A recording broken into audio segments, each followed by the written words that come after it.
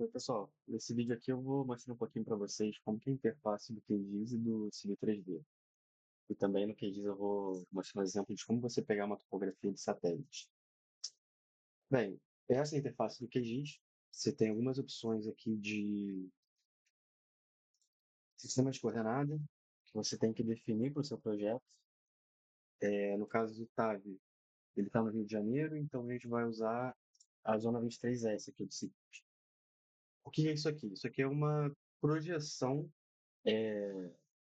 de um mapa para a gente conseguir usar metro ao invés de grau.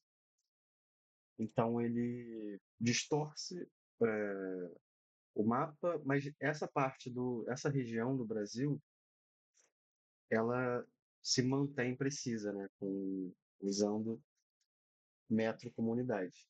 O resto fica distorcido. Vou clicar, aqui ele mudou o número. Aqui é possível mudar a escala que está aparecendo na tela. Aqui você tem esse browser, você vai ter algumas funções básicas, mas que pra gente não importa. Não importa que a gente não vai acabar não usando, né? E também tem a Toolbox, que você tem diversos plugins aqui do QGIS, que eles já são nativos, né? Eles já vêm instalados. Aqui, os dois principais seriam esse Grass, que ele permite que você trabalhe com os modelos de elevação digital, né? Os DENS, o TIFF, que a gente vai pegar de topografia. Eles conseguem trabalhar com ele e extrair mais informações. Aqui a gente tem um log, que ele vai mostrar informações de erro, coisas que podem ter dado errado em algum processo que a gente faça, então tudo aparece aqui embaixo. Bem, eu queria falar um pouco dos plugins que são importantes aqui para a gente. A gente pode vir aqui e escolher, está atualizando? Abre. Que a gente pode procurar plugins novos. Tem bastante coisa. Mas o que é interessante é esse plugin do Open Topography, que a gente consegue pegar um TIFF direto da base de dados desse site e jogar no QGIS. Sem precisar abrir o site, baixar, colocar aqui, já faz direto. Bem, outro interessante é o Quick Map Services, que ele pega mapas do Google, do Bing e permite que use direto no QGIS. Um aqui que é legal de citar também é esse ANA Data Acquisition, que é da Agência Nacional de Águas, e você consegue ver estações pluviométricas, pegar informações das chuvas desses locais a partir desse plugin.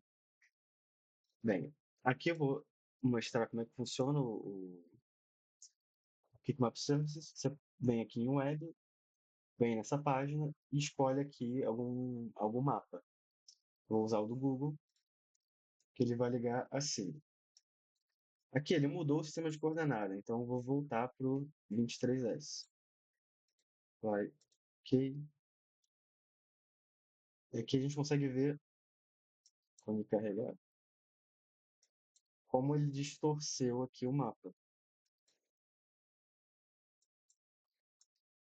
Ele distorce toda a região aqui que está fora dessa faixa principal, aqui. Então, aqui que a gente tem uma precisão nesse sistema de coordenada, essa faixa aqui. Bem, além disso, a gente também tem esse próprio plugin do Open Topography. Esse aqui é o do ANA, ele está em raster. É esse aqui. Que nele a gente consegue selecionar um satélite para a gente pegar as informações. Que no caso do Brasil, o que a gente vai ter disponível são esses aqui, da Copérnicos, esse da SRTM e esse da Alto.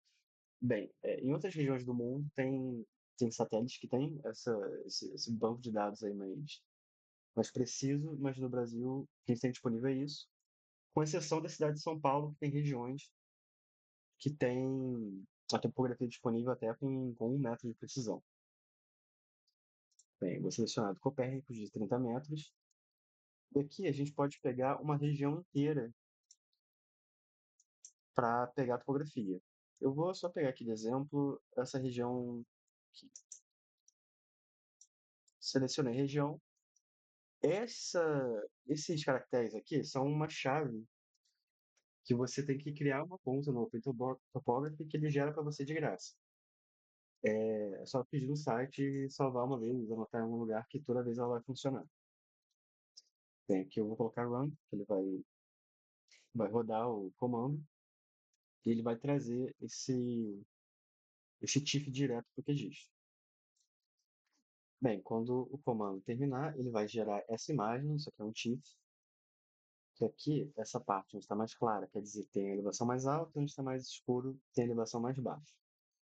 Bem, a partir desse TIFF a gente consegue extrair curvas de nível, que a gente consegue jogar no Civil 3D e fazer uma superfície para a gente trabalhar lá. Bem, para fazer isso, o que a gente vai fazer é o seguinte, a gente vem aqui em Raster, Extraction e Contour. Aqui ele já vai selecionar esse layer que tem esse TIFF, ele vai definir o intervalo entre as curvas de nível, que no caso deixa 10 mesmo, porque tem uma diferença grande aqui das elevações, né? E ele vai criar um atributo aqui chamado Eleve. Esse atributo, ele é responsável por dar as cotas para cada curva de nível. Bem, mas primeiro, quando eu coloco esse comando para rodar, ele vai gerar essas curvas, só que essas curvas aqui, elas não têm essa informação de cota. E para colocar elas nesse layer, a gente vai ter que usar esse comando, que é o setValue, e vai vir aqui selecionar esse layer de contornos e colocar aquela variável lá de elevações aqui. Fazendo isso, rodando o comando, ele vai gerar mais um layer. Esse sim contém essas informações de cota. Bem, e agora é simples. A gente só tem que exportar esse arquivo e jogar no Civil 3D. Bem, e para fazer isso, a gente vai aqui em exportar, salvar essas feições como, né? A gente vai escolher o formato DXF. É importante também colocar o sistema de coordenada correto que a gente está usando. Colocar a escala de 1 para 1000, que é o padrão do Civil 3D. E agora é só vir aqui nos três pontinhos e selecionar um local para salvar. Aqui já tem um salvo, por exemplo. Bem, eu já tenho um arquivo aqui, pronto, que é esse aqui. Quando a gente coloca no Civil 3D, ele vai abrir assim em branco mesmo, mas as curvas de nível estão aqui. Mas também é importante a gente dar uma conhecida aqui no software, né? Bem, ele é muito similar ao CAD, tanto é que a gente consegue mudar o perfil dele pro AutoCAD mesmo, que ele vai funcionar exatamente igual. Aqui, ó, é exatamente a mesma interface, com as mesmas funcionalidades. E todos os comandos que funcionam no CAD funcionam no Civil 3D. Então, vou voltar aqui para o perfil do Civil 3D e vou falar um pouco sobre algumas funções que ele tem que são úteis para a gente entender, para a gente aplicar no trabalho. Bem, primeiro tem os alinhamentos, que eles são o eixo do projeto que a gente vai trabalhar. Existem alguns tipos diferentes de alinhamento, mas o importante é pensar no eixo, por enquanto. Você pode criar é, você pode criar esse alinhamento a partir de elementos existentes, como polylines, que é um jeito bem intuitivo de você criar um alinhamento. E você também pode criar com a ferramenta própria do Civil 3D para isso. Bem, a gente também tem os perfis, que a partir de uma superfície que a gente pode criar perfis dela a partir de um alinhamento. E também os corredores. E os corredores, eles pegam uma superfície, um alinhamento e um assembly. Eles vão gerar uma nova superfície que seria uma seção transversal de uma rodovia, por exemplo, ao longo da superfície. Bem, os assemblies estão aqui. E também uma ferramenta interessante é essa paleta aqui de assemblies. Então, ela vai ter um monte de material que você pode usar. Aqui vai ter estrada, tem guarda-reio, tem barreira New Jersey, vai ter muita coisa assim que é interessante de usar em projetos. Também vai ter dispositivo de drenagem. E aqui no início, a gente tem estradas prontas, são exemplos, né? Você pode alterar. Todas essas coisas são parametrizadas.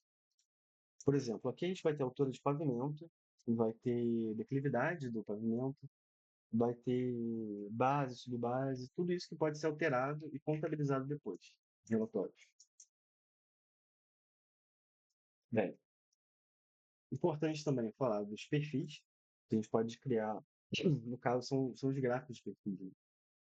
Que a gente pode criar a partir do nosso eixo de projeto e de superfície e comparar os dois para ter uma ideia de corte e aterro. A gente também pode criar seções transversais dos perfis e também criar esses gráficos dessas seções transversais para a gente também ter uma ideia boa de corte e aterro, se são seções mistas, seções só de corte, só de aterro. Então, a partir dessa ferramenta que a gente tem isso. Bem, e voltando